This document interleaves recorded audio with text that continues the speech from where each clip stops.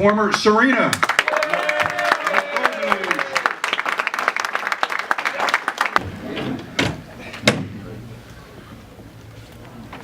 Thank you all so much for being here. I really appreciate it. I want to take your picture. I love you all. I really, really do. So much. Thank you for being here. All right, everybody say cheese. Cheese. Wow. Thank you, thank you, thank you, thank you, thank you, thank you for being here. Oh my, look how many. Fabulous. I love you, thank you. Thank you. Love you. We love you.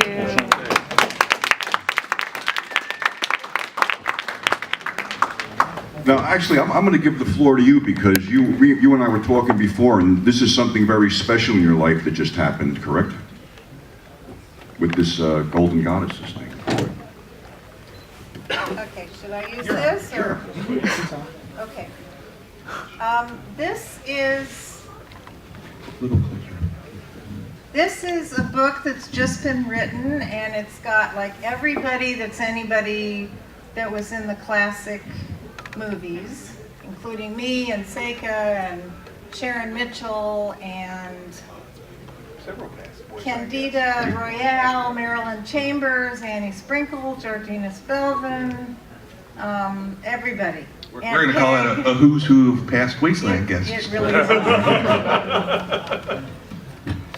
And it's really well written.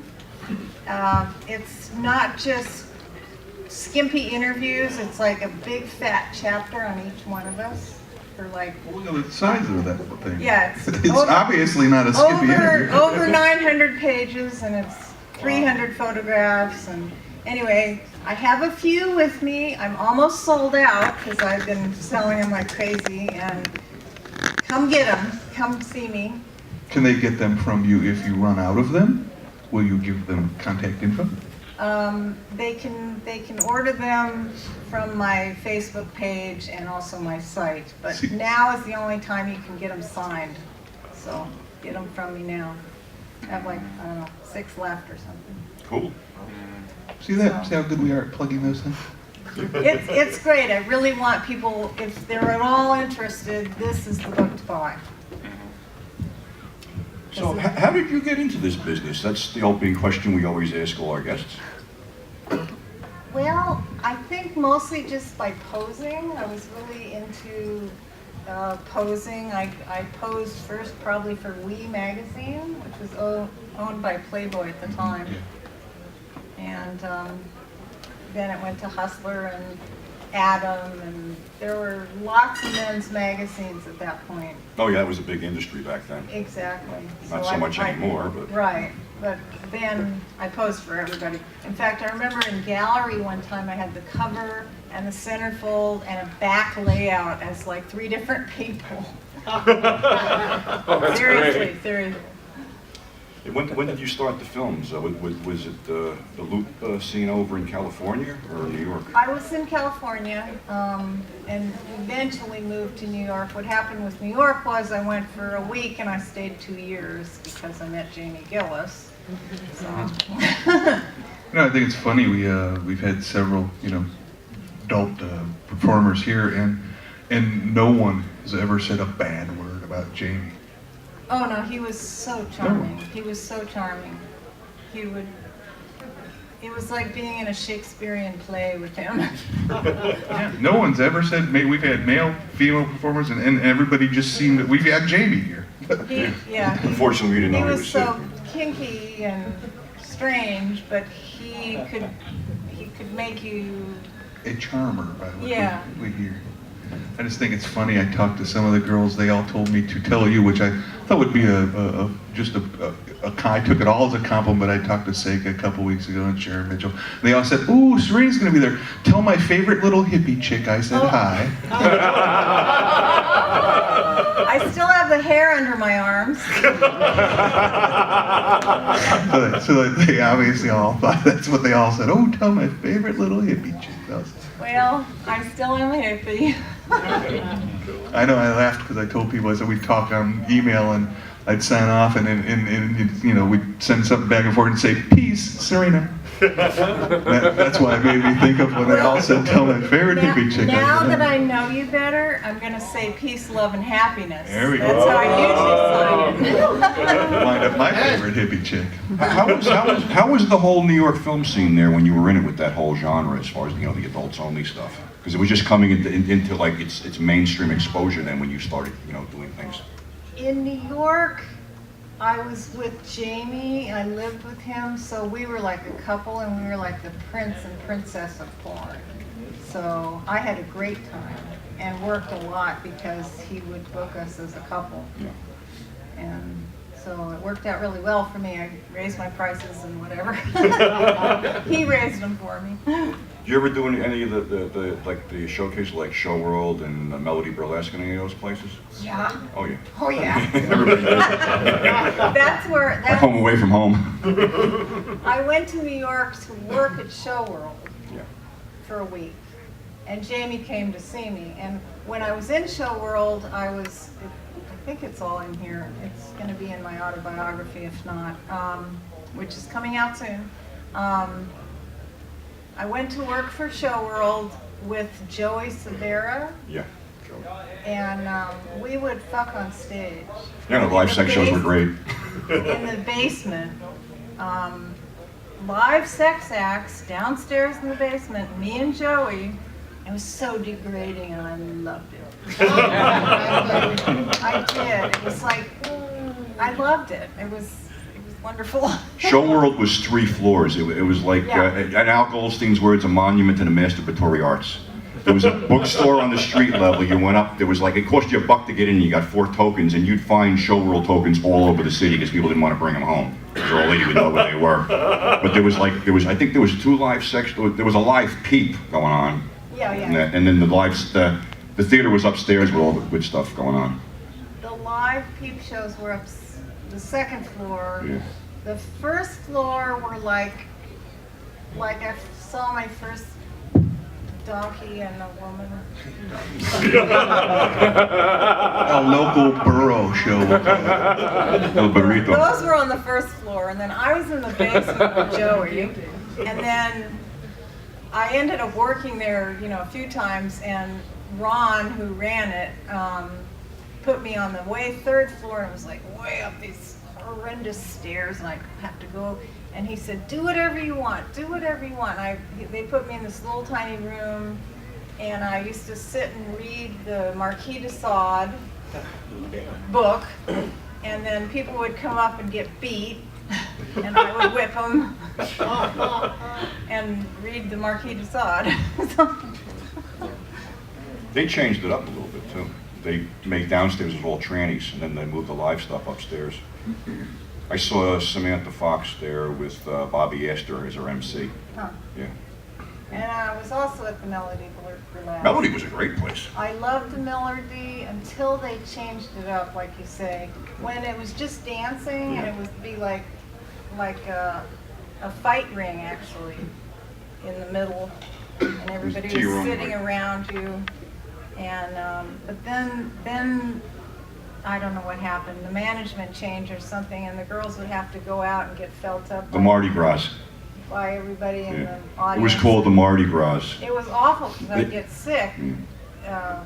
from people's dirty hands. Yeah. It's like, It's I don't need started to this. get very unsanitary. Yeah, no, 'Cause you never knew what night was going to be Right, Mardi yeah. Gras. You go over there to see burlesque, and all of a sudden these chicks are like roaming the audience, like rubbing against you and stuff Yeah, for no. $2 and things. It was Yeah. really weird. That's not my Yeah, thing. when you I know, never was when you like know a your lap partner, it's dancer. one thing, and then perfect strangers are completely. I just wanted to dance.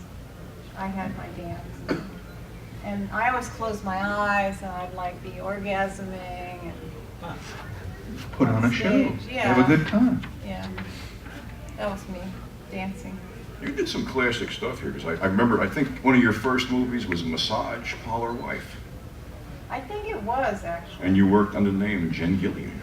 Oh, that's really early, yeah. Yeah.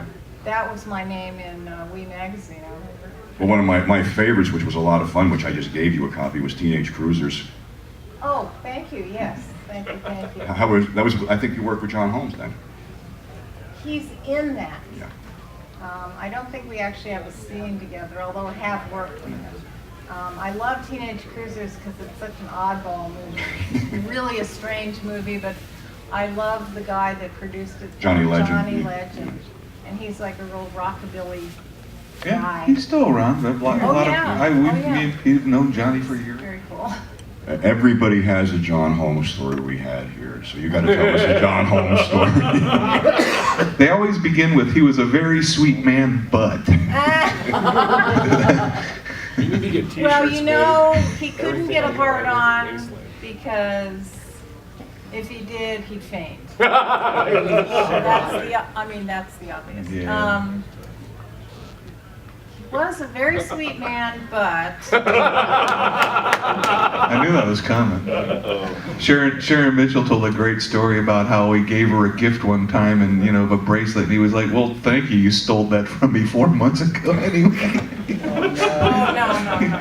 No, John was always completely a gentleman with me, and he always. The thing about working with him is that he knew all the right angles to show off his penis and you. So he'd move you in the right direction for the cameras. And you didn't have to do anything, you just John would move you in the right position. Yeah. He was always professional, everybody said. Yeah. Well, when he finally got to the set. But I never knew his drug taking at all. That really wasn't a part of me knowing John, but what I do remember about John is that every time I saw him, every time I worked with him, whether it was like at someone's house or on the set, he'd ask me to marry him. And I never knew, I think he might have been married at the time, I don't know. I know he was married a couple times. But he'd always ask me to marry him, and it would be like, oh no, I'm already spoken for. I think he was just one of those guys, by the stories we've heard up here, that just, fell in love with everybody he worked with, too. But a true romantic at heart, I think, what you can call John Holmes. I used to fall in love with everybody I'd fuck, except on the set, so that would be like my out. Yeah, I I'm could work with someone and just have fun and recreation, whatever, and sex, and not fall in love because I was working, which was nice. I liked that. Yeah. Well, when you were working in adult film too, you made the crossover from shot on film to shot on video, and did some video productions too. And what was the major difference between those? Was it the setups all longer on the films, or did they just rush through a video production faster? I want to say I mostly worked on film because I don't really remember much video. Yeah, there were a couple of them later, but yeah, probably. that's what we always like to say. We always like the adult stars that worked on film here. I remember starting out in 8mm loops, and then it became very exciting when I worked on 16mm.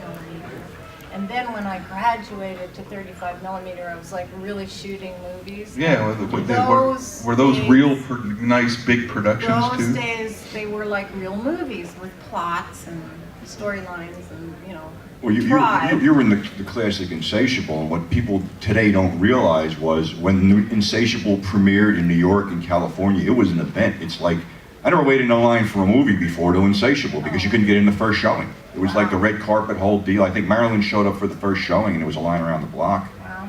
And these were events when these things opened up. They were big theatrical premieres, not like today 4 hours of crap on video. Here's $3. It's all that era, but when they kicked down the door and it was no longer seedy basement 8mm productions, it was people went to the theater to watch them. They even promoted it as couples films and things like that. Yeah, that's true. You did a lot of like off-beat stuff, like Abductional Lorelei, and then I've seen a couple. Actually, I specialize in loops, so I've seen a lot of really interesting loops with you in them. Pregnant Bondage loop. I think you. I pissed all over in New York one time. Yeah, I think I might have slipped in that. But,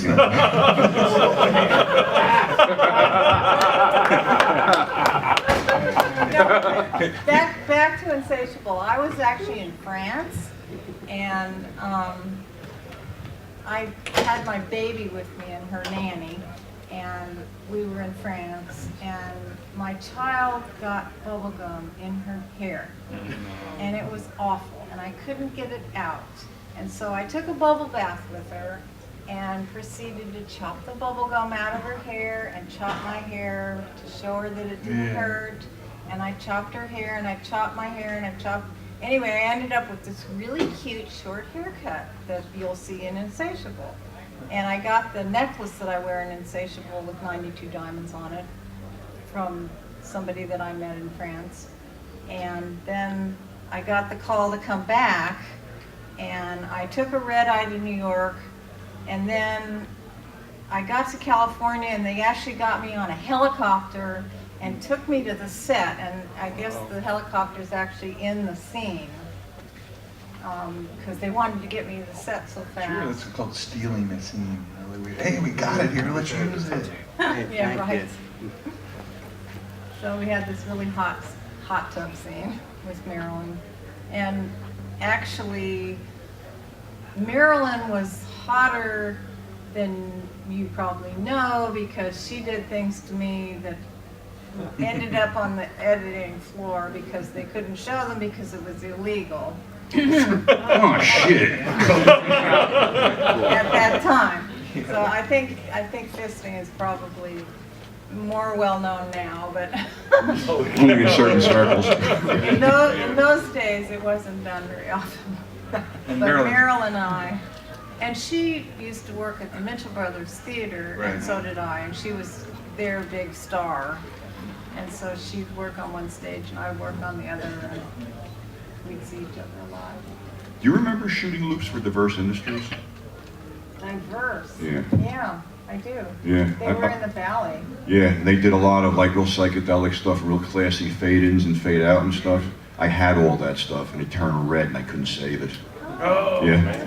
Ask me and Ken about color fades. We're experts about this point. Yeah. I try to.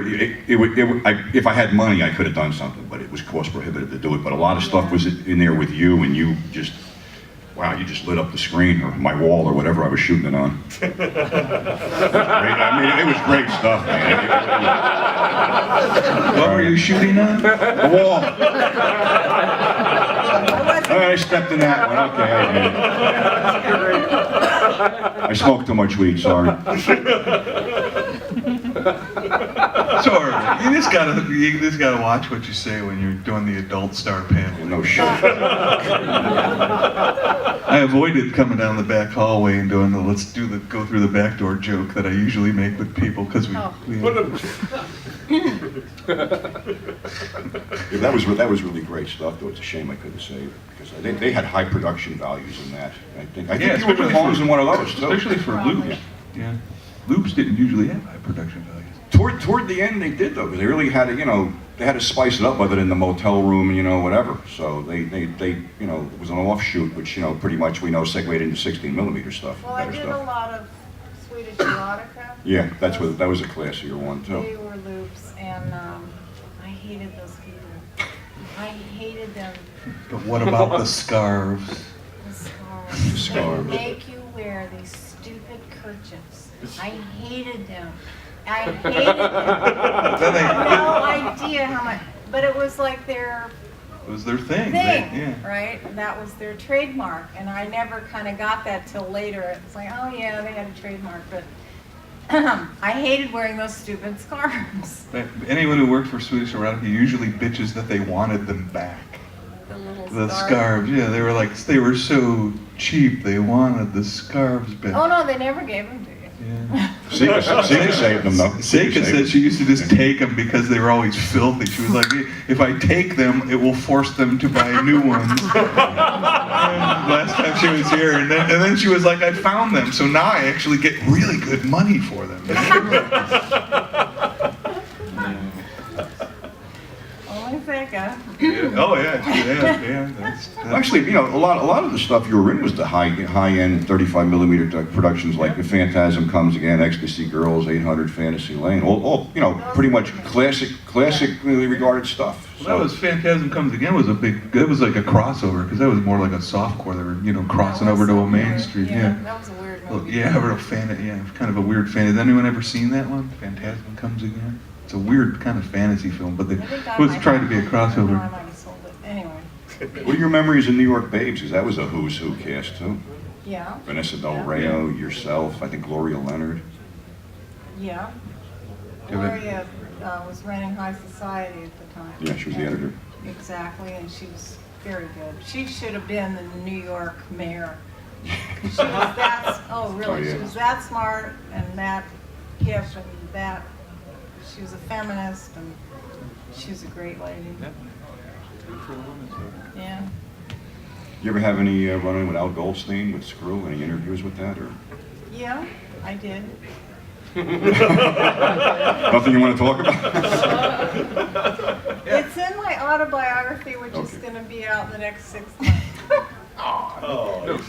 No spoiler? It will entice us to purchase the novel. People are It's so not a hot. novel, it's People, a people are so autobiography. hot and cold with Al, though. Some people just adored him for who he was, and some people just thought he was a pig. He wasn't-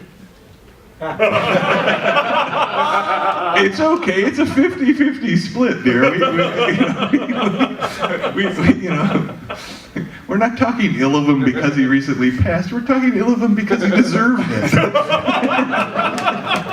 Okay, I'll tell you. Oh, thank you. Only because it's you. Okay?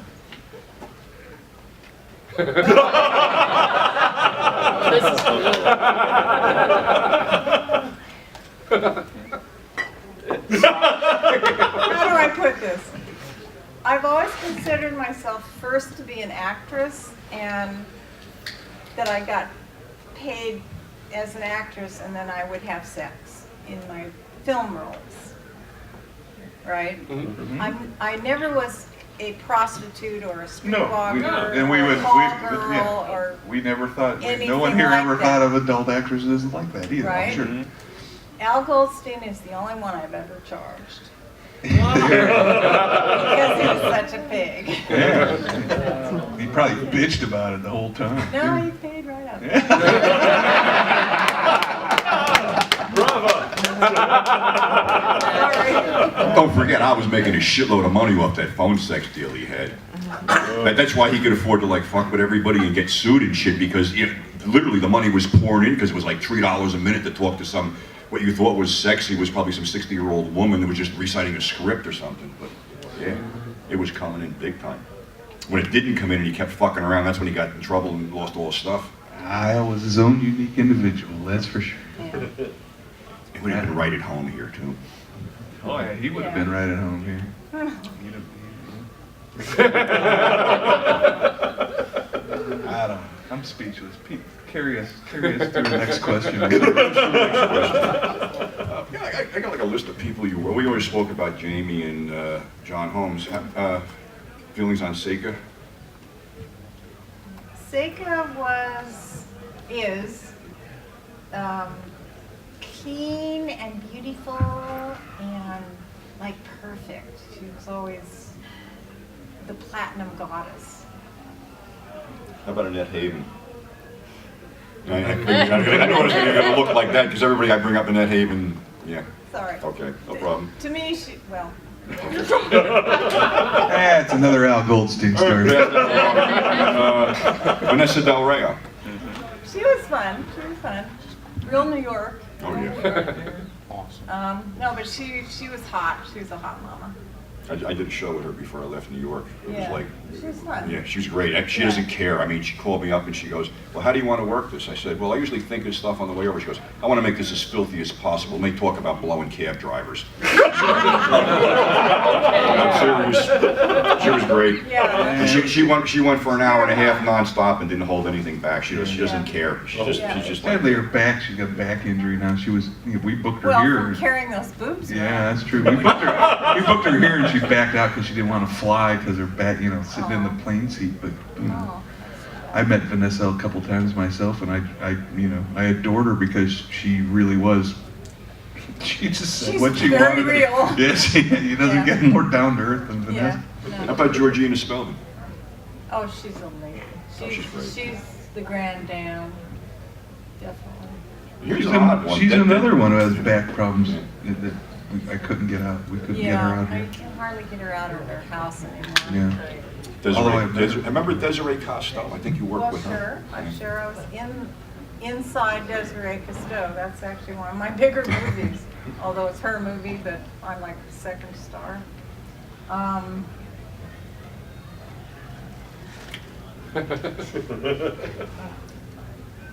We're selling the book. Blondes have a reputation for being dumb. But that's Hollywood is responsible for that, to be honest with It's a you. stereotype. Honestly, it's a stereotype. That's what I'm saying about Desiree. But she wasn't blonde. You didn't when she get it. died. Line. Yeah, I did get it. I guess I had to think about it. Dude. And I haven't slapped on a Desiree Cousteau movie in a while, so it was like.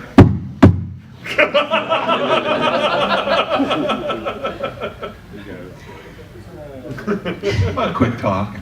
How about John Leslie? Oh man, he had the hottest butt. I could pump and pump and pump. You just want to grab his cheeks. Oh yes. We had some very hot sex. Very hot sex. And he was a good musician too. You got any? Let's open it up to you guys. You guys got any Yeah, questions? who's got the ultra flesh question? Somebody's got to ask about that. We had lovely. Go ahead. Hi. Just for the record, I think I met Vanessa Del Rio in 1997. When she was in Cleveland a couple of years during that time, she was a very nice lady. This is before her website ever came about. And I got her autobiography book. It was pretty much a limited edition for me. Deshaun. And besides, despite what people say, it's just that I think porn stars are people too.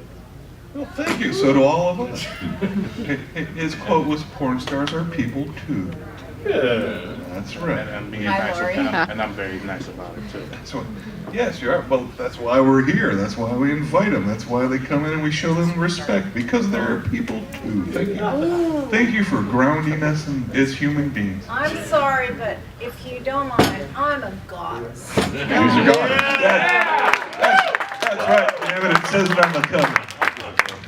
And you have to, if it's written down, you have to believe it. There you go. Just like the Bible. And I'll say it. I said this before. I'll say it again. The saving grace back then was people like Serena could actually act, Yeah. as well as do the sex thing. So Yeah. that's what made. Everybody says, well, how come you're down on today's product? Because it sucks. Because back when all this was going on, it was new and different, and all these films had plot lines to them where you could actually follow the stuff. Now it's just, in and out, repeat if necessary. Well, it seems like we've gone from trying to make a film that'll attract couples and adults to loops again. That's what it's coming down to. But honestly, they might be shot on video, they might come up, but it just loops again. It's just a loop collection. And I mean, that's fine, especially if you don't want to sit through the boring parts, but that's not what it was. That's not what it evolved into from the original, from the loops to the And 60s reason and I could 70s. act is because I actually was trained as an actress as a child. Yeah, some people. I was in the Glendale Center Theater. Okay, I've heard of that. Yeah. That's a big theater in the LA area. Well, we'll open up. Does anyone have a question? Yeah, go ahead. Yes, hi, honey. So you alluded to feminism in your talk. This is my usual question for the women who were working at the heat of the feminist sort of movement during the 70s. What was your stance, considering how most of mainstream feminists were absolutely anti-pornography, very I know. like. You need to read the book because you know who is really the best talking about that is Gloria Leonard. And she was like a super feminist. And she would lecture to feminists and tell them really what was happening. As far as my concern, I was a feminist in that I created my own artwork and stuff, and my films were my artwork at the time. I was just happened to use my body as my media, kind of. and then I used oil paint, and then I used sculpture, and then I used something else. Now I've been writing poetry, and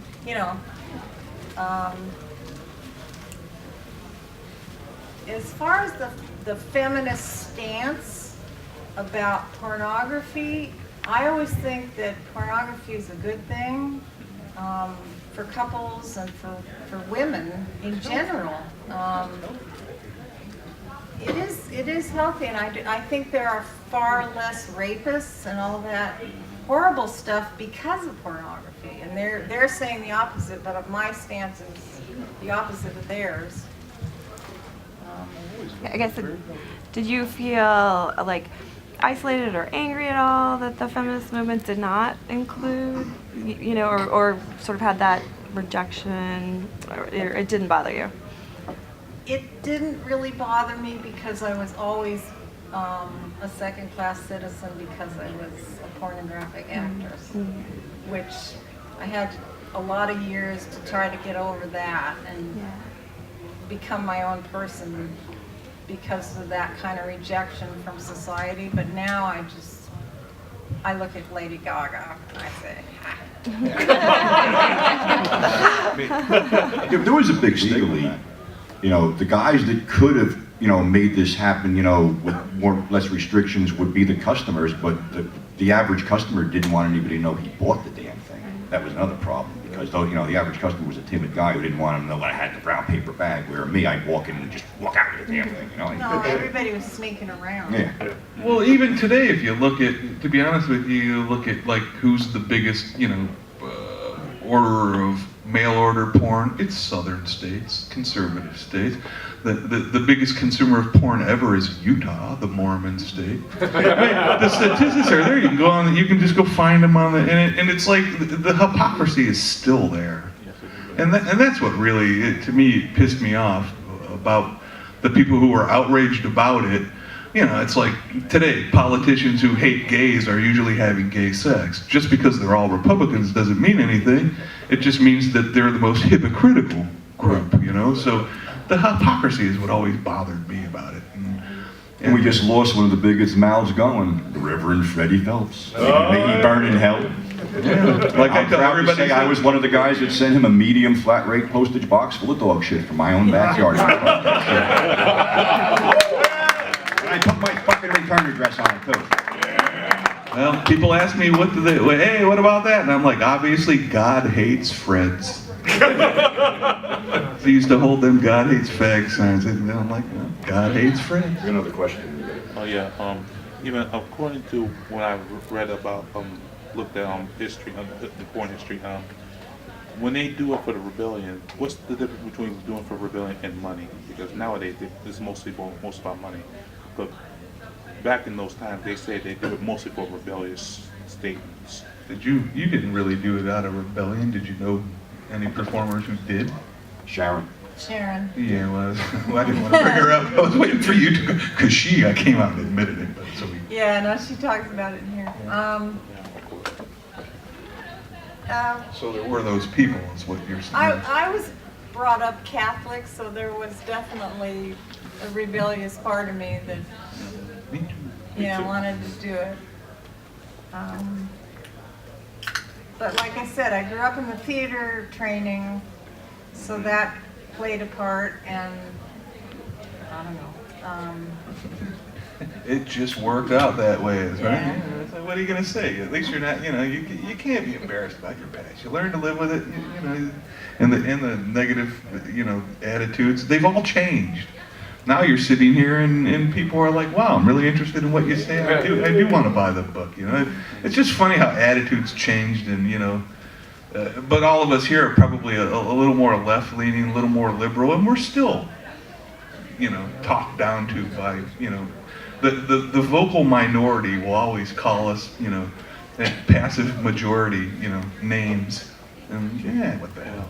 Yeah, I still get shit for releasing stuff. What the hell? Yeah. How dare you release that? Why? Yeah, they got to live with themselves. We go to bed and sleep easy. So. Does anyone else have a question? Anyone else? Nobody? Nothing? Go ahead, Shauna. Who is your favorite actor or actress to work with? Who I really loved was Leslie Beauvais. She was beautiful. She was really sweet. I liked her a lot. We toured a little bit, stage show, and did a lot of scenes in movies. I liked her so much. I guess John Noosa really was a hot fuck. I liked him a lot. I lived with Jamie, and Jamie taught me really about S&M. Because we would change roles, and we would change roles like midstream when we were, but we'd always be playing. We'd never hurt each other, and it would be fun. And I don't know if we never like had a safe word or anything. We just know each other so well and be like, enough's enough. And yeah. Right, exactly. So, I guess Jamie probably would be my favorite, because he taught me things at home that you couldn't see on the screen, that was too hot to handle. Yeah. Anyone else before we wound down? Go ahead, Don.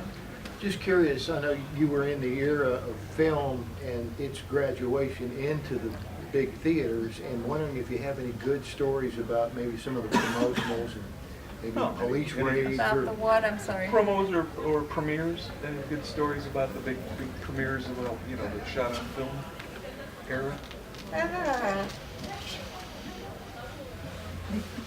Not of any premieres. I'm sorry, nothing comes to mind.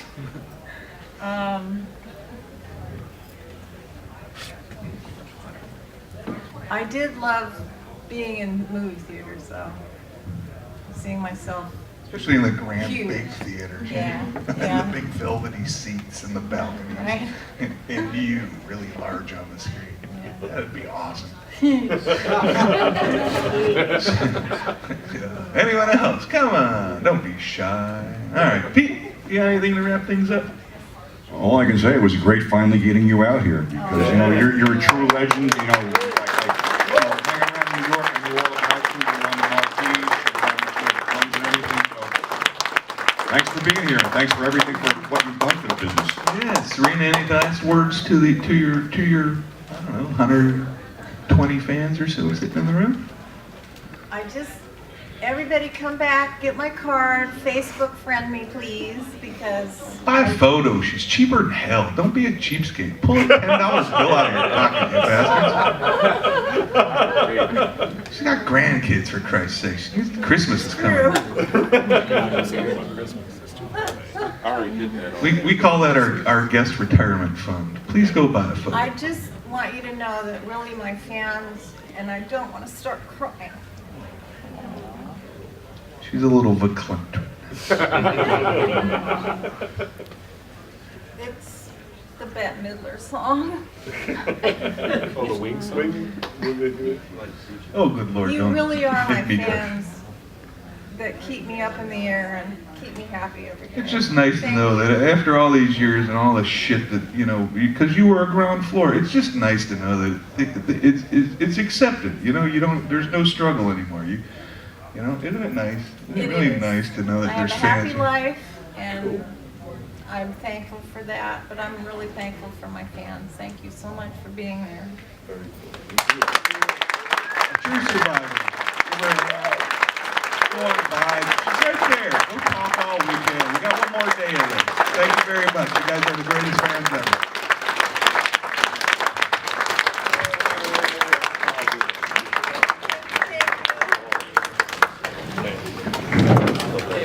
You guys want a photo? $50.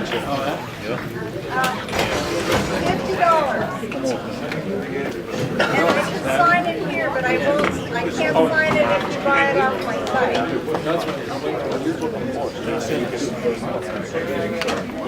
gonna have to figure that out. Do a couple I've got a lot. Your camera back. Be a whole bag. Bring it back. Bring a stack back. Oh, yeah. go upstairs and start getting ready. She won't be fine. Maybe we could do my book launch here. I want to do a big old older panel with every. Good. Yeah, good. Good job. Thank you.